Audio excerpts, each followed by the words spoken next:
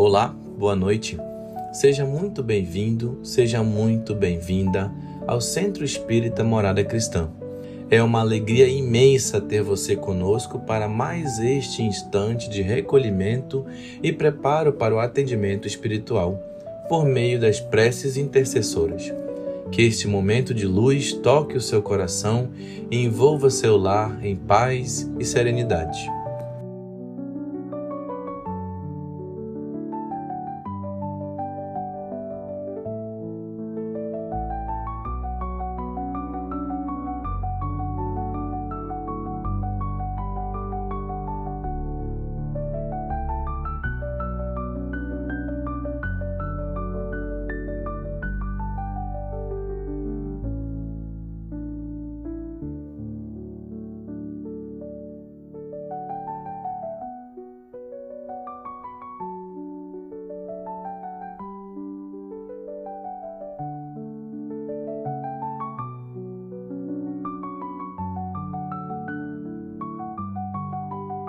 Aproveite esse tempo e coloque ao seu lado sua garrafa ou copo de água, com fé e confiança, para que ela seja fluidificada de acordo com as suas necessidades.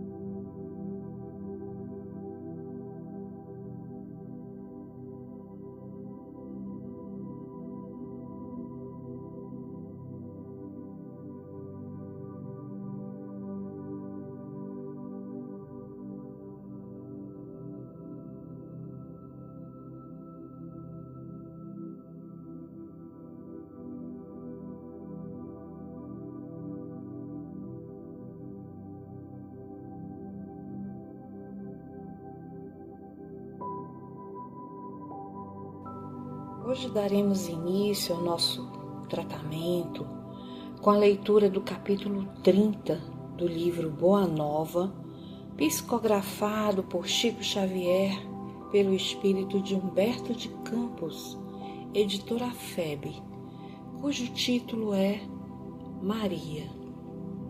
Junto da cruz, o vulto agoniado de Maria produzia dolorosa e indelével impressão. Com o pensamento ansioso e torturado, olhos fixos no madeiro das perfídias humanas, a ternura materna regredia ao passado em amarguradas recordações. Ali estava, na hora extrema, o filho bem-amado. Maria deixava-se ir na corrente infinda das lembranças. Eram as circunstâncias maravilhosas em que o nascimento de Jesus lhe fora anunciado. A amizade de Isabel, as profecias do velho Simeão, reconhecendo que a assistência de Deus se tornara incontestável nos menores detalhes de sua vida. Naquele instante supremo, revia a manjedoura na sua beleza agreste, sentindo que a natureza parecia desejar redizer aos seus ouvidos o cântico de glória daquela noite inovidável. Por meio do véu espesso das lágrimas, repassou, uma por uma, as cenas da infância do filho estremecido, observando o alarma interior das mais doces reminiscências. nas menores coisas, reconhecia a intervenção da providência celestial. Entretanto, naquela noite, seu pensamento vagava também pelo vasto mar das mais aflitivas interrogações. Que fizera Jesus por merecer tão amargas penas? Não o vira crescer de sentimentos imaculados sob o calor de seu coração? Desde os mais tenros anos, quando o conduzia à fonte tradicional de Nazaré, observava o carinho fraterno que dispensava a todas as criaturas. Frequentemente ia buscá-lo nas ruas empedradas, em que a sua palavra carinhosa consolava os transeuntes desamparados e tristes. Viadantes misérrimos vinham à sua casa modesta louvar o filhinho idolatrado que sabia distribuir as bênçãos do céu. Com que enlevo recebia os hóspedes inesperados que suas mãos minúsculas conduziam à carpintaria de José. Lembrava-se bem de que um dia a divina criança guiara a casa dos malfeitores publicamente reconhecidos como ladrões do vale de Miserpe. E era de ver-se a amorosa solicitude com que seu vulto pequenino cuidava dos desconhecidos, como se fossem seus irmãos. Muitas vezes comentara a excelência daquela virtude santificada, receando pelo futuro de seu adorável filhinho. Depois do caricioso ambiente doméstico, era a missão celestial, dilatando-se em colheita de frutos maravilhosos. Eram paralíticos que retomavam os movimentos da vida, cegos que se reintegravam nos sagrados dons da vista, criaturas famintas de luz e de amor que se saciavam na sua lição de infinita bondade.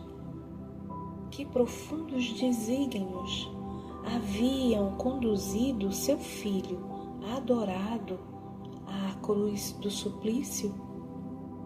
Uma voz amiga lhe falava ao espírito, dizendo das determinações insondáveis e justas de Deus, que precisam ser aceitas para a redenção divina das criaturas.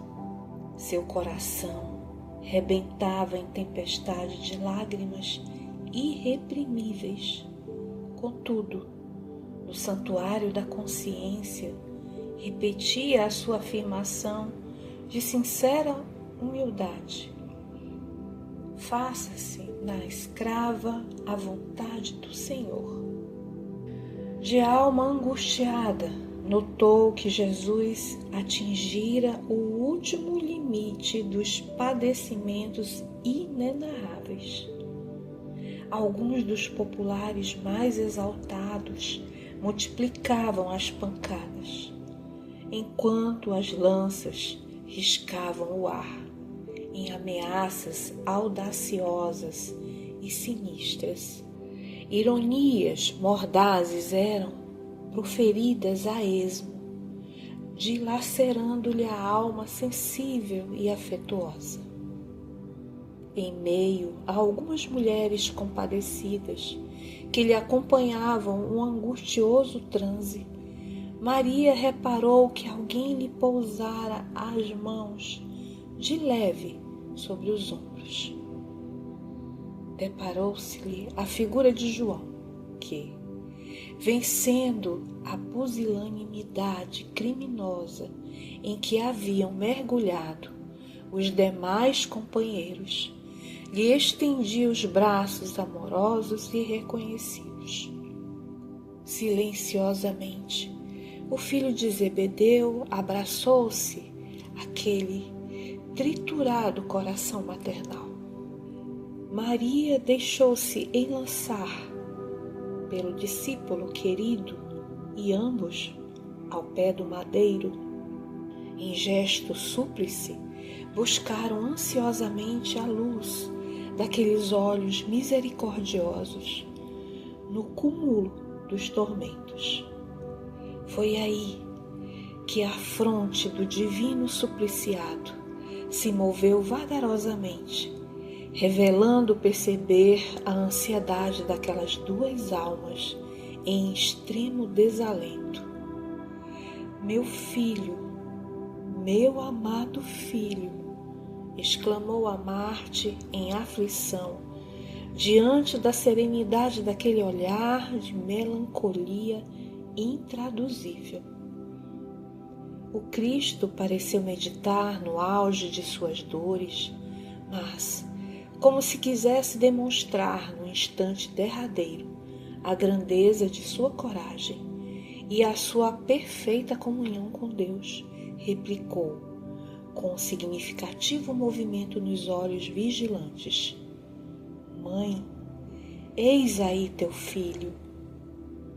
E dirigindo-se de modo especial, com um leve aceno, ao apóstolo disse: Filho, eis aí tua mãe. Maria envolveu-se no véu de seu pranto doloroso. Mas o grande evangelista compreendeu que o Mestre, na sua derradeira lição, ensinava que o amor universal era o sublime coroamento de sua obra.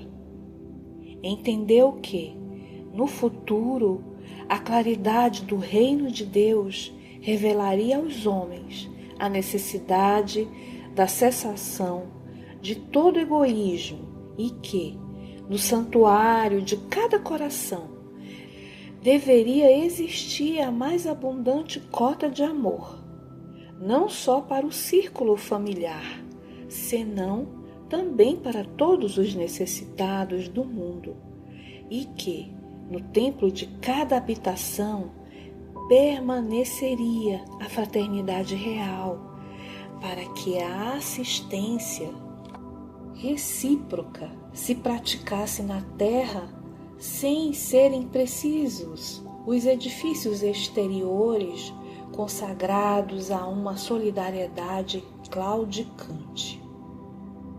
Por muito tempo, conservaram-se ainda ali, em preces silenciosas, até que o Mestre, exânime, fosse arrancado à cruz, antes que a tempestade mergulhasse a paisagem castigada de Jerusalém, num dilúvio de sombras. Após a separação dos discípulos, que se dispersaram por lugares diferentes para a difusão da Boa Nova, Maria retirou-se para Bataneia, onde alguns parentes mais próximos a esperavam com especial carinho. Os anos começaram a rolar, silenciosos e tristes, para a angustiada saudade de seu coração.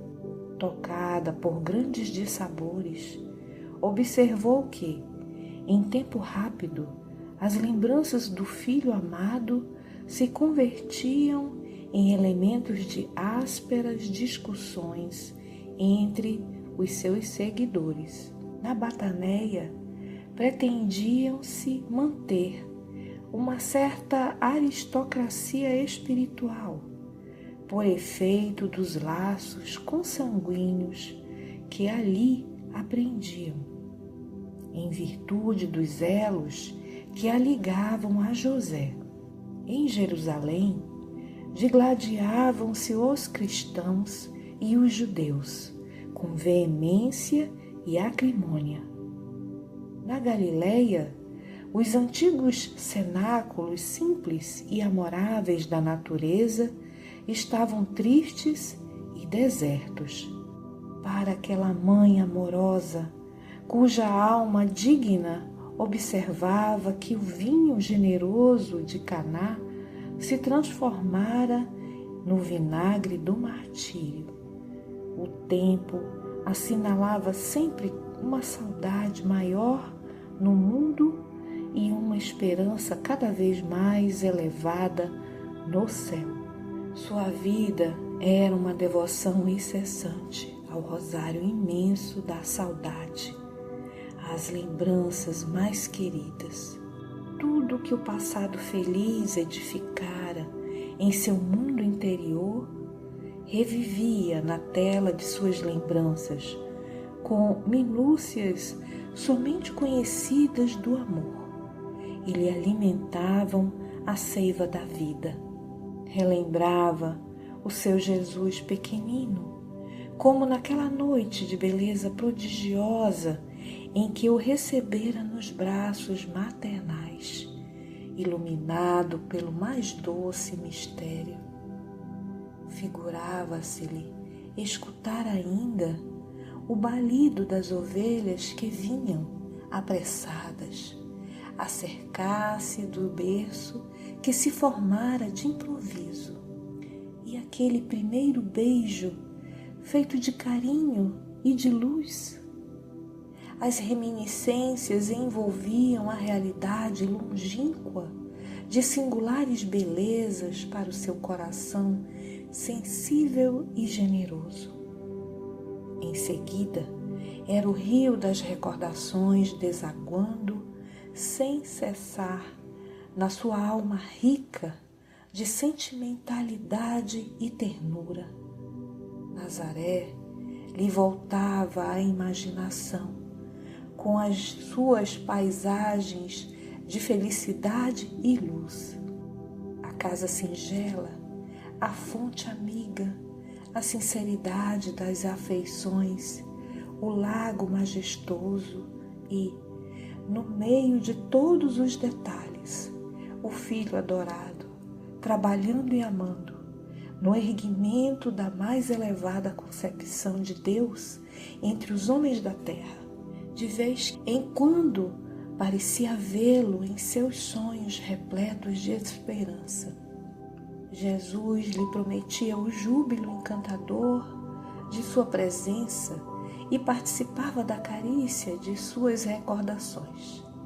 A esse tempo, o filho de Zebedeu, tendo presentes as observações que o mestre lhe fizera da cruz, surgiu na Bataneia, oferecendo àquele espírito saudoso de mãe o refúgio amoroso de sua proteção.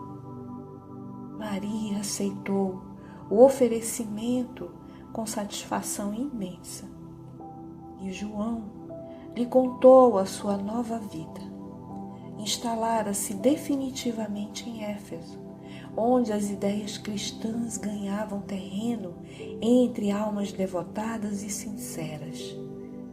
Nunca olvidara as recordações do Senhor e, no íntimo, guardava aquele título de filiação como das mais altas expressões de amor universal para com aquela que recebera o Mestre nos braços veneráveis e carinhosos.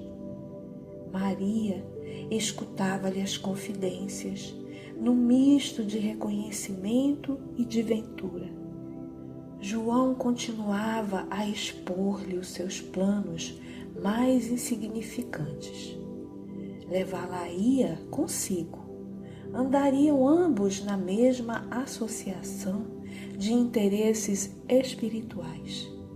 Seria seu filho desvelado, enquanto receberia de sua alma generosa a ternura maternal nos trabalhos do Evangelho. Demorara-se a vir, explicava o filho de Zebedeu, porque lhe faltava uma choupana, onde se pudessem abrigar. Entretanto, um dos membros da família real de Adiabene, convertido ao amor do Cristo, lhe doara uma casinha pobre ao sul de Éfeso, distando 3 léguas aproximadamente da cidade. A habitação simples e pobre demorava num promonitório de onde se avistava o mar. No alto da pequena colina, distante dos homens e no altar imponente da natureza, se reuniriam ambos para cultivar a lembrança permanente de Jesus. Estabeleceriam um pouso e refúgio aos desamparados. Ensinariam as verdades do Evangelho a todos os espíritos de boa vontade. E, como mãe e filho, iniciariam uma nova era de amor na comunidade universal. Maria aceitou alegremente. Dentro de breve tempo, instalaram-se no seio amigo da natureza, em frente do oceano. Éfeso ficava pouco distante, porém, todas as adjacências se povoavam de novos núcleos de habitações alegres e modestas. A casa de João, ao cabo de algumas semanas, se transformou num ponto de assembleias adoráveis, onde as recordações do Messias eram cultuadas por espíritos humildes e sinceros. Maria externava as suas lembranças, falava dele com maternal enternecimento, enquanto o apóstolo comentava as verdades evangélicas, apreciando os ensinos recebidos. Vezes inúmeras, a reunião somente terminava à noite alta, quando as estrelas tinham maior brilho. E não foi só. Decorridos alguns meses, grandes fileiras de necessitados acorriam ao sítio singelo e generoso. A notícia de que Maria descansava agora entre eles espalhara um clarão de esperança por todos os sofredores, ao passo que João pregava na cidade as verdades de Deus.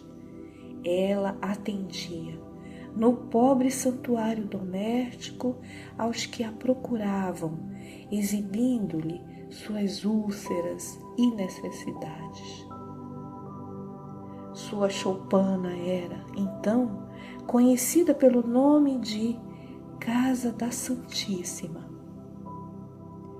O fato tivera origem em certa ocasião, quando um miserável leproso, depois de aliviado em suas chagas, lhe osculou as mãos, reconhecidamente murmurando: Senhora, sois a mãe de nosso Mestre e nossa Mãe Santíssima. A tradição criou raízes em todos os espíritos. Quem não lhe devia o favor de uma palavra maternal nos momentos mais duros? E João consolidava o conceito, acentuando que o mundo lhe seria eternamente grato, pois fora pela sua grandeza espiritual que o emissário de Deus pudera penetrar a atmosfera escura e pestilenta do mundo para balsamizar os sofrimentos da criatura. Na sua humildade sincera, Maria se esquivava às homenagens afetuosas dos discípulos de Jesus, mas aquela confiança filial com que lhe reclamavam a presença era para sua alma um brando e delicioso tesouro do coração. O título de maternidade fazia vibrar em seu espírito os cânticos mais doces. Diariamente acorriam os desamparados, suplicando a sua assistência espiritual. Eram velhos trôpegos e desenganados do mundo, que lhe viam ouvir as palavras confortadoras e afetuosas, enfermos que invocavam a sua proteção, mães infortunadas que pediam a bênção de seu carinho. Minha mãe, dizia um dos aflitos, como poderei vencer as minhas dificuldades? Sinto-me abandonado na estrada escura da vida. Maria lhe enviava o olhar amoroso da sua bondade, deixando nele transparecer toda a dedicação enternecida de seu espírito maternal. Isso também passa, dizia ela carinhosamente. Só o reino de Deus é bastante forte para nunca passar de nossas almas, como eterna realização do amor divino. Seus conceitos abrandavam a dor dos mais desesperados, desanuviavam o pensamento obscuro dos mais acabrunhados. A igreja de Éfeso exigia de João a mais alta expressão de sacrifício pessoal, pelo que, com o decorrer do tempo, quase sempre Maria estava só. Quando a legião humilde dos necessitados descia o promontório desataviado, rumo aos lares mais confortados e felizes, os dias e as semanas, os meses e os anos passaram, incessantes, trazendo-lhe as lembranças mais ternas. Quando sereno e azulado, o mar lhe fazia voltar à memória o Tiberíades distante. Surpreendia no ar aqueles perfumes vagos que enchiam a alma da tarde, quando seu filho, de quem nem um instante se esquecia, reunindo os discípulos amados, transmitia ao coração do povo as louçanias da Boa Nova. A velhice não lhe acarretara nem cansaço nem amarguras. A certeza da proteção divina lhe proporcionava ininterrupto consolo, como quem transpõe o dia em labores honestos e proveitosos. Seu coração experimentava grato repouso, iluminado pelo luar da esperança e pelas estrelas fulgurantes da crença imorredoura. Suas meditações eram suaves colóquios com as reminiscências do filho muito amado. Súbito recebeu notícias de que um período de dolorosas perseguições se havia aberto para todos os que fossem fiéis à doutrina do seu Jesus divino. Alguns cristãos banidos de Roma traziam a Éfeso as tristes informações. Em obediência aos éditos mais injustos, escravizavam-se os seguidores do Cristo, destruíam-se-lhes os lares, metiam-nos a ferros nas prisões. Falava-se de festas públicas em que seus corpos eram dados como alimento a feras insaciáveis em horrendos espetáculos. Então, num crepúsculo estrelado, Maria entregou-se às orações como de costume, pedindo a Deus por todos aqueles que se encontrassem em angústias do coração por amor de seu filho. Embora a soledade do ambiente, não se sentia só. Uma como força singular lhe banhava a alma toda. Aragens suaves sopravam do oceano, espalhando os aromas da noite que se povoava de astros amigos e afetuosos e, em poucos minutos, a lua plena participava igualmente desse concerto de harmonia e de luz. Enlevada nas suas meditações, Maria viu aproximar-se o vulto de um pedinte. Minha mãe, exclamou o recém-chegado, como tantos outros que recorriam ao seu carinho. Venho fazer-te companhia e receber a tua bênção. Maternalmente, ela o convidou a entrar. Impressionada com aquela voz que lhe inspirava profunda simpatia, o peregrino lhe falou do céu, confortando-a delicadamente. Comentou as bem-aventuranças divinas que aguardam a todos os devotados e sinceros filhos de Deus, dando a entender que lhe compreendia as mais ternas saudades do coração. Maria sentiu-se empolgada por tocante surpresa. Que mendigo seria aquele que lhe acalmava as dores secretas da alma saudosa com bálsamos tão doçorosos? Nenhum lhe surgira até então para dar. Era sempre para pedir alguma coisa. No entanto, aquele viandante desconhecido lhe derramava no íntimo as mais santas consolações.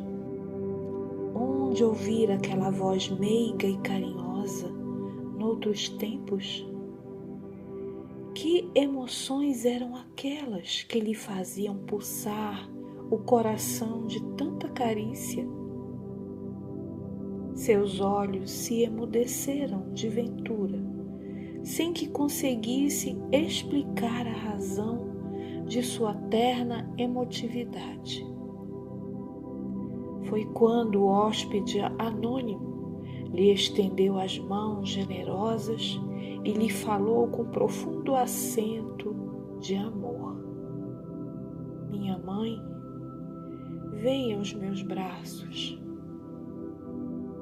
Nesse instante, fitou as mãos nobres que lhe ofereciam num gesto da mais bela ternura.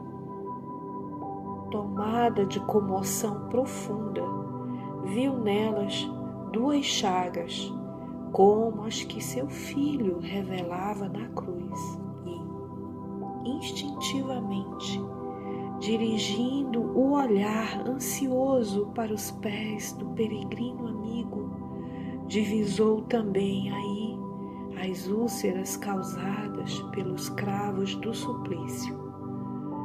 Não pôde mais. Compreendendo a visita amorosa que Deus lhe enviava ao coração, bradou com infinita alegria: meu filho, as úlceras que te fizeram. E, precipitando-se para ele, como mãe carinhosa e desvelada, quis certificar-se, tocando a ferida que lhe fora produzida pelo último lançaço, perto do coração. Suas mãos ternas e solícitas o abraçaram na sombra visitada pelo luar. Procurando sofregamente a úlcera que tantas lágrimas lhe provocara ao carinho maternal. A chaga lateral também lá estava, sob a carícia de suas mãos. Não conseguiu dominar o seu intenso júbilo.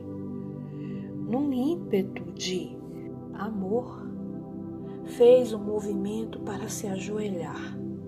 Queria abraçar-se aos pés de seu Jesus e osculá-los com ternura. Ele, porém, levantando-a, cercado de um halo de luz celestial, se lhe ajoelhou aos pés e, beijando-lhe as mãos, disse em carinhoso transporte: sim, minha mãe, sou eu.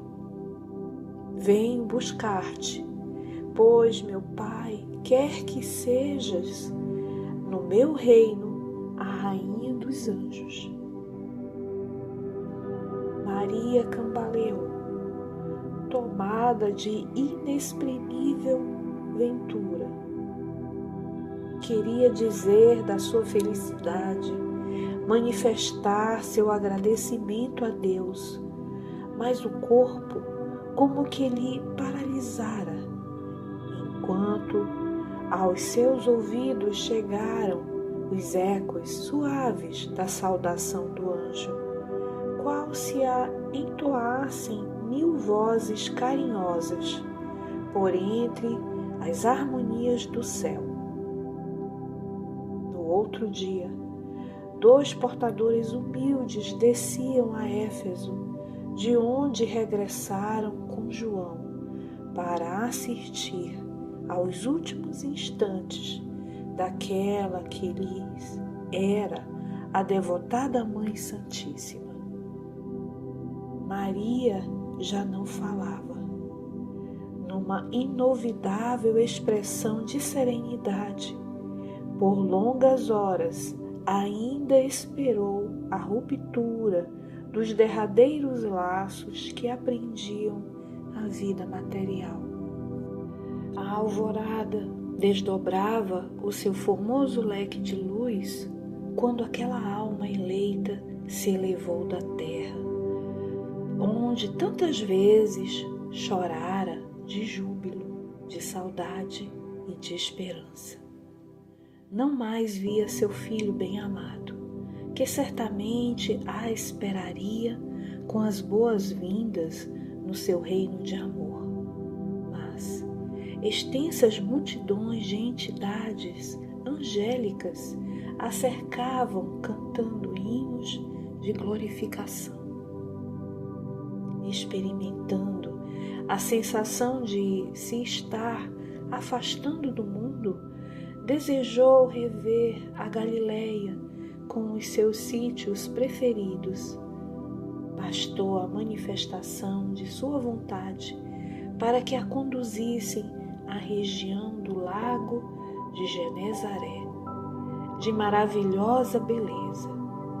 Reviu todos os quadros do apostolado de seu filho e, só agora, observando do alto a paisagem, notava que o Tiberíades, em seus contornos suaves, apresentava a forma quase perfeita de um alaúde. Lembrou-se, então, de que naquele instrumento da natureza, Jesus cantara o mais belo poema de vida e amor em homenagem a Deus e à humanidade. Aquelas águas mansas, filhas do Jordão, marulhoso e calmo, haviam sido as cordas sonoras do cântico evangélico. Dulcíssimas alegrias lhe invadiam o coração e já a caravana espiritual se dispunha a partir, quando Maria se lembrou dos discípulos perseguidos pela crueldade do mundo e desejou abraçar os que ficariam no vale das sombras, à espera das claridades definitivas do reino de Deus. Emitindo esse pensamento, imprimiu novo impulso às multidões espirituais que a seguiam de perto. Em poucos instantes, seu olhar divisava uma cidade soberba e maravilhosa, espalhada sobre colinas enfeitadas de carros e monumentos que lhe provocavam assombro. Os mármores mais ricos esplendiam nas magnificentes vias públicas, onde as liteiras patrícias passavam sem cessar, exibindo pedrarias e peles, sustentadas por misérrimos escravos. Mais alguns momentos e seu olhar descobria outra multidão guardada a ferros em escuros calabouços. Penetrou os sombrios cárceres do esquilino, onde centenas de rostos amargurados retratavam padecimentos atrozes. Os condenados experimentaram no coração um consolo desconhecido. Maria se aproximou de um a um, participou de suas angústias e orou com as suas preces, cheias de sofrimento e confiança. Sentiu-se mãe daquela assembleia de torturados pela injustiça do mundo. Espalhou a claridade misericordiosa de seu espírito entre aquelas fisionomias pálidas e tristes. Eram anciãs que confiavam no Cristo, mulheres que por ele haviam desprezado o conforto do lar, jovens que depunham no Evangelho do Reino toda a sua esperança. Maria aliviou-lhes o coração e, antes de partir, sinceramente desejou deixar-lhes, nos espíritos abatidos, uma lembrança perene. Que possuía para lhes dar? Deveria suplicar a Deus para eles a liberdade? Jesus ensinara, porém, que com ele todo jugo é suave e todo fardo seria leve, parecendo-lhe melhor a escravidão com Deus do que a falsa liberdade nos desvãos do mundo. Recordou que seu filho deixara a força da oração como um poder incontrastável entre os discípulos amados. Então, rogou ao céu que lhe desse a possibilidade de deixar entre os cristãos oprimidos a força da alegria.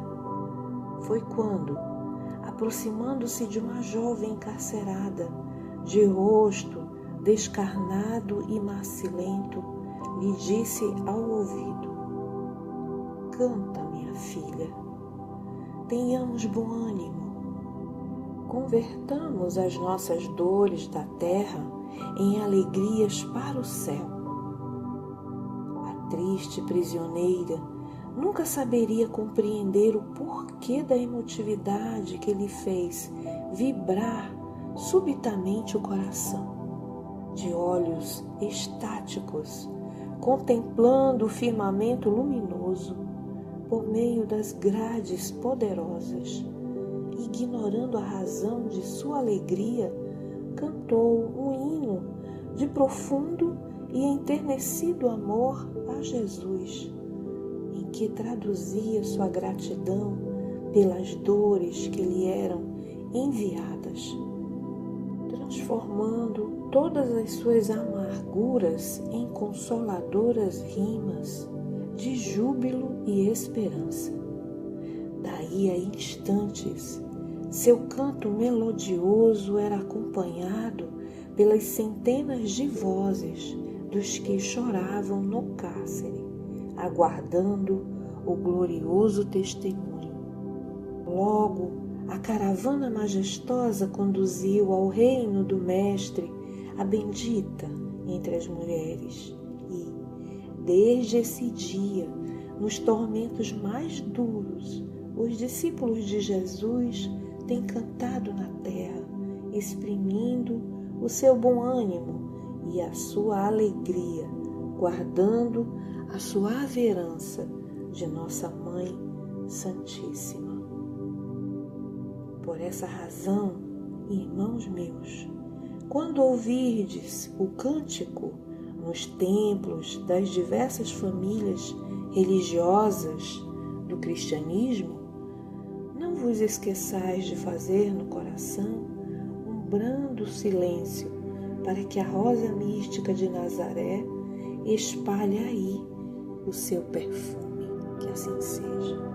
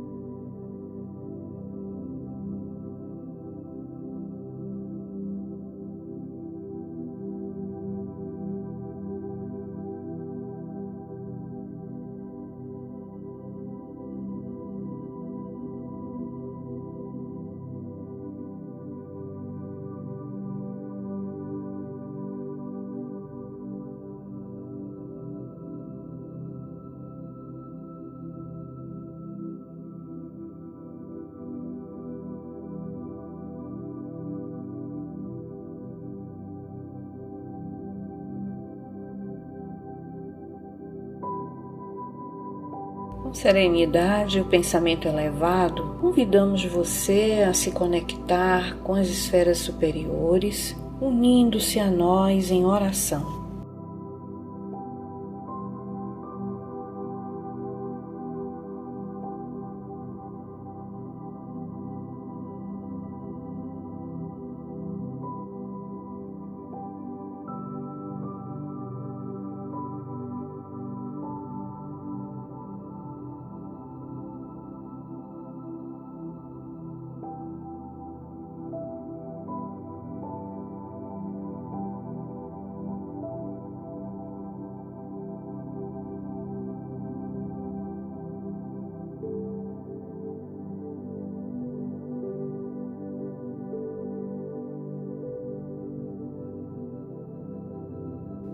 Fazendo a prece intitulada Oração na Festa das Mães, ditada pelo Espírito Emmanuel e está contida no livro Justiça Divina, psicografado por Chico Xavier e publicado pela editora FEB, que nos diz assim: Senhor Jesus, junto dos irmãos que reverenciam as mães que os amam, para as quais te rogamos os louros que mereceram, embora atentos à lei de causa e efeito que a doutrina espírita nos recomenda considerar, vimos pedir, abençoes também as mães esquecidas, para quem a maternidade se erigiu em purgatório de aflição, pelas que jazem na largueza da noite,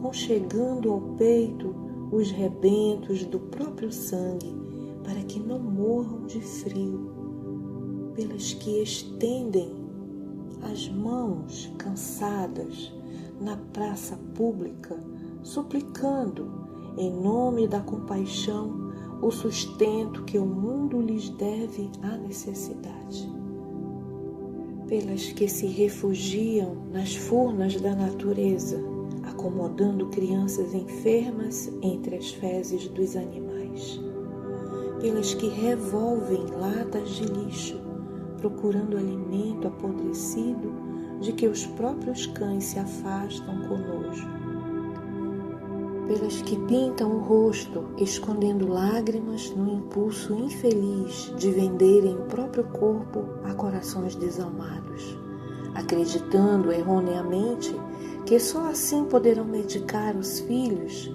que a enfermidade ameaça com morte, pelas que descobriram calúnias e fel nas bocas que amamentaram, pelas que foram desprezadas nos momentos difíceis, pelas que se converteram em sentinelas da agonia moral junto aos catres de provação, pelas que a viuvez entregou à cobiça de credores inconscientes, pelas que enlouqueceram de dor e foram trancadas nos manicômios, e por aquelas outras que a velhice da carne cobriu de cabelos brancos e, sem ninguém que as quisesse, foram acolhidas como sombras do mundo nos braços da caridade.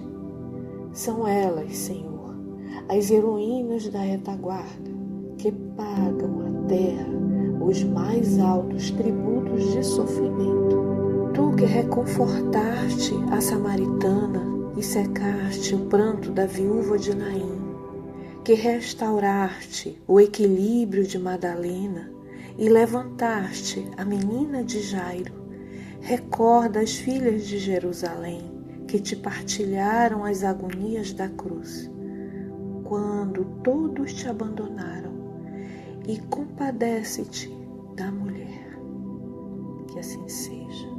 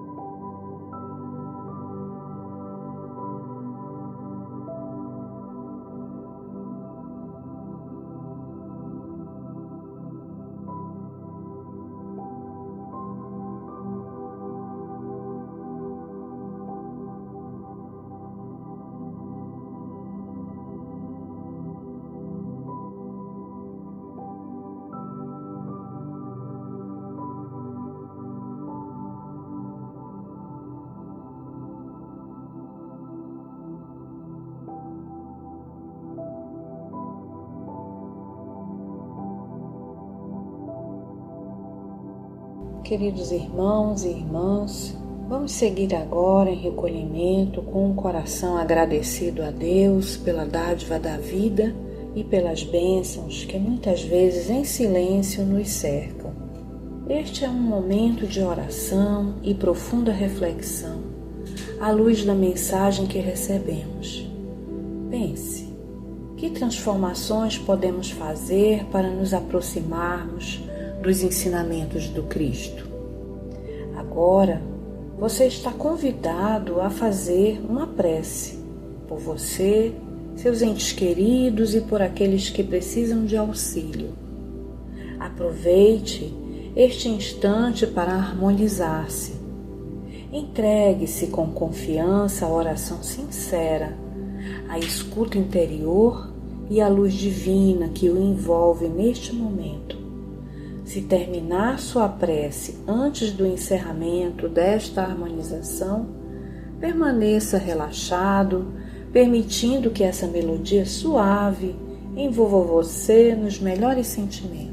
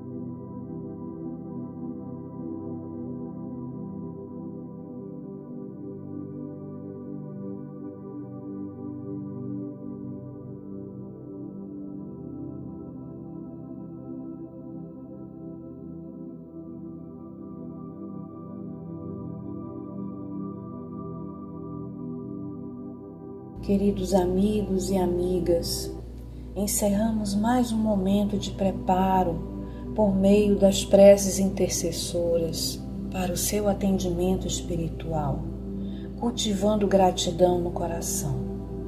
Que Jesus e os benfeitores espirituais nos amparem, nos inspirem e nos ajudem a fortalecer a nossa fé.